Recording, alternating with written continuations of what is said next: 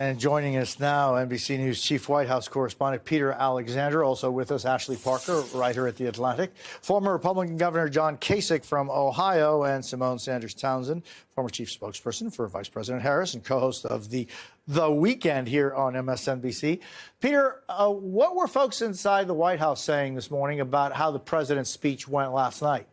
Well, they were saying about exactly what you would expect them to say. Caroline Leavitt, the press secretary, who will be briefing reporters in the next couple of hours, saying that President Trump absolutely owned the moment. Of course, that's what you would expect. I will tell you what I heard privately, though, from a top ally to Donald Trump. This person described the speech last night as unabashedly the most partisan speech he has ever heard delivered by a president in that House chamber. Said this was, in effect, Donald Trump, confident, and in their words, on steroids.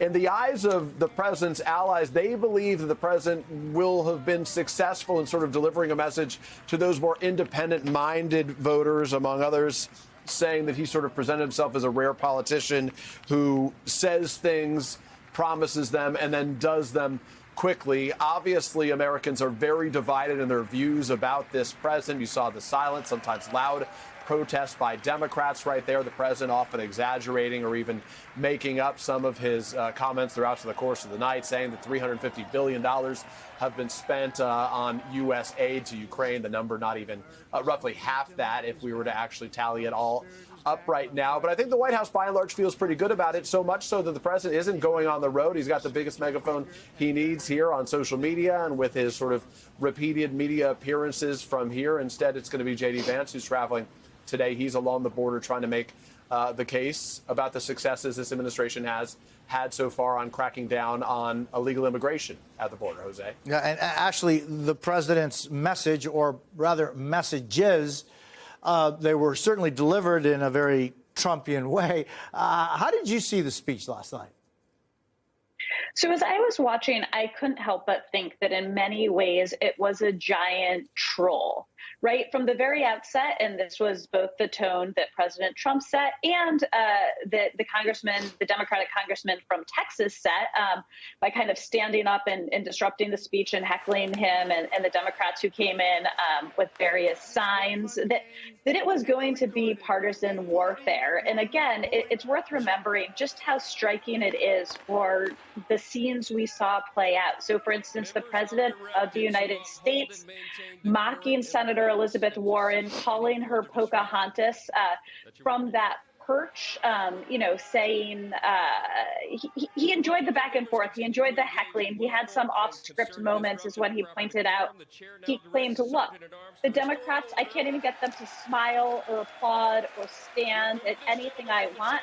But this was a president who relished, sort of, as he would say, and as his allies would say, what he viewed as owning the libs. That was kind of my first takeaway from watching that hour and 40-minute spectacle. Yeah, Symone, spectacle, actually mentioning it, defining it in that way. I was watching you last night on MSNBC. And Jake Sherman was telling me just in this last hour that these speeches aren't what they used to be. I guess the definition of decorum is different. I guess the definition of what you're trying to get out of these speeches is different. How did you see it? Well, look, I think this was a different joint address than any other joint address before it, because the executive branch is actively trampling on and, giving the proverbial middle finger to the other co-equal branch of government that is the legislative body, the very chamber in which the president was standing. He is touting in his speech a number of quote unquote accomplishments that some of them didn't actually happen. And then some of them are executive orders that he has decreed, money he is rolling back that he does not have the power to roll back because Congress has the power of the purse. So I take everyone's historical, this is how it used to be and it's transformed into this. Tonight was very different. Last night was very different. And because of that, you have to look and see where the American people are.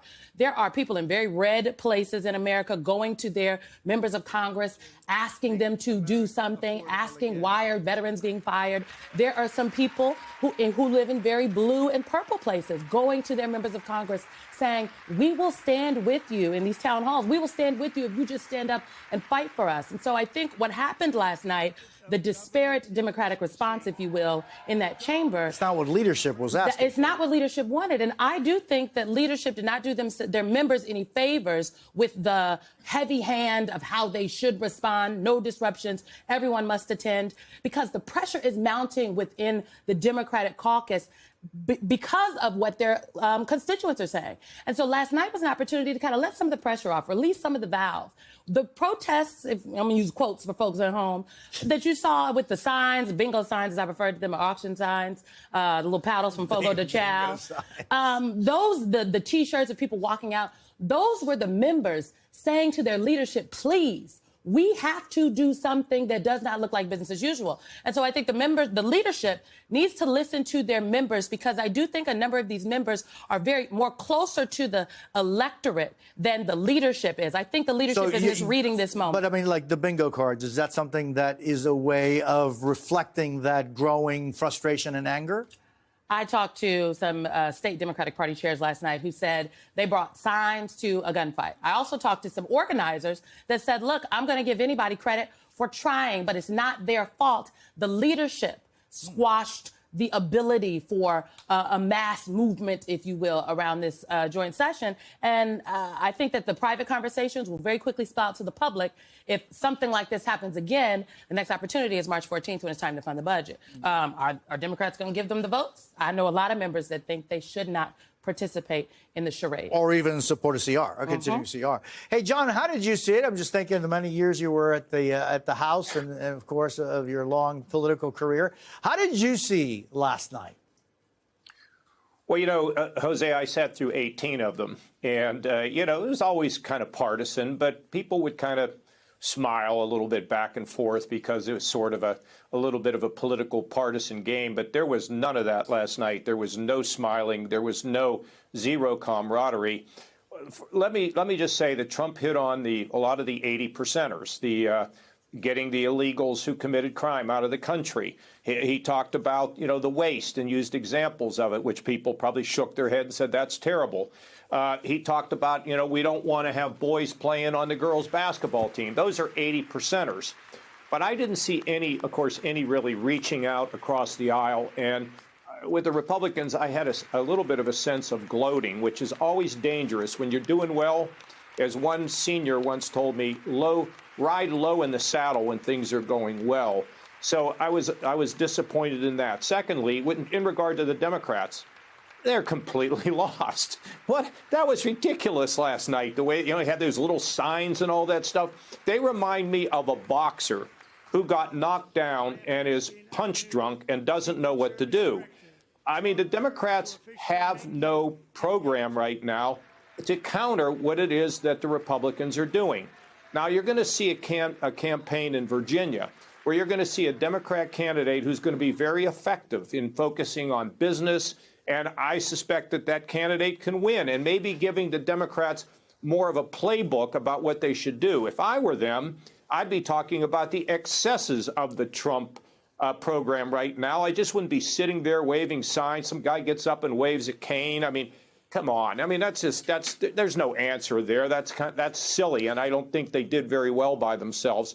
But at the same time, to the Republicans, be cautious. I know they're not going to do town halls now because people are coming to the town halls and disrupting some Democrats, some concerned citizens. But at the end, it was, you know, it reminded me of the UK, you know, where you got the two sides on different, different sides of every issue. Yeah, and but the Houses of Parliament have a tradition of that, which is certainly a fascinating one at that.